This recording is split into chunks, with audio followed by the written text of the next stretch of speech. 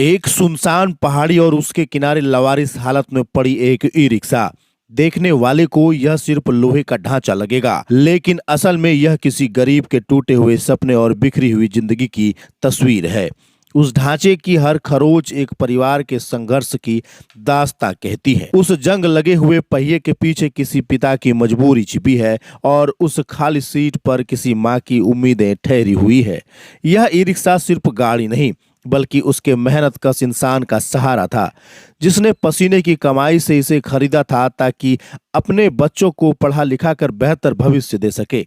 लेकिन आज यह गाड़ी पहाड़ी पर यूं ही बेसहारा खड़ी है। ना पुर्जे बचे हैं, ना सपने, और ना ही वो उम्मीद जो इसके साथ जुड़ी थी। रविवार की सुबह गांधीग्राम शमशान घाट के आगे पहाड़ी के पास ग्रामीणों ने जब इस ई रिक्शा को लावारिस हालत में देखा तो सन्न रह गए। बरामद टोटो का नंबर JH17Z4854 है। यह घटना कोई पहली बार सामने नहीं आई है। पिछले कुछ महीनों में इस इलाके में 3 से अधिक ई रिक्शा लावारिस अवस्था में मिले हैं।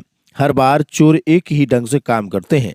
पहले गाड़ी चुराते हैं, फिर किसी सुनसान जगह पर ले जाकर बैटरी, मोटर और महंगे पुर्जे निकालते हैं और गाड़ी का ढांचा वहीं छोड़ देते हैं। लेकिन असल सवाल यह है कि इस चोरी का शिकार बनने वाले गरीब परिवारों की स्थिति क्या होती होगी। मजदूरी छोड़कर, कर्ज लेकर, किसी तरह पैसे जोड़कर वो एक टोटो खरीदते हैं। उनकी उम्मीद होती है कि इससे बच्चे की पढ़ाई होगी, घर का खर्चा चलेगा और जिंदगी थोड़ी आसान होगी। मगर जब गाड़ी चोरी हो जाती है तो उनका सब कुछ बिखर जाता है।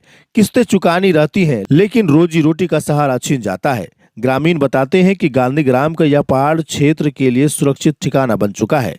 यहाँ वे आसानी से पुर्जे निकाल लेते हैं और गाड़ी छोड़कर फरार हो जाते हैं। यही वजह है कि कई बार चोरी हुई गाड़ियां इस इलाके से बरामद की गई हैं। यह सिर्फ चोरी की घटना नहीं, बल्कि गरीब के सपनों की लूट है।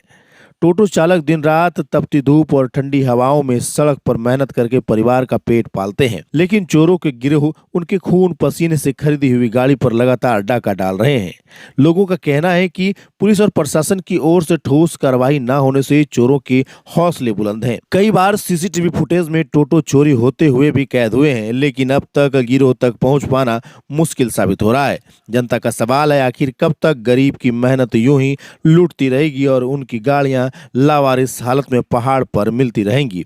फिलहाल पुलिस ने बरामद टोटो को कब्जे में लेकर जांच शुरू कर दी है, लेकिन ई रिक्शा चालकों और उनके परिवार की पीड़ा बरकरार है।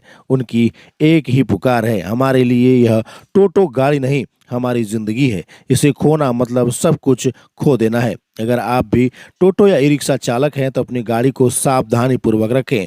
ज़्यादा से ज़्यादा लॉक लगाने की कोशिश करें और उसे किसी सुरक्षित स्थान पर रखें। बाकी बने रहे हमारे साथ, देखते रहें जिला जवाहर।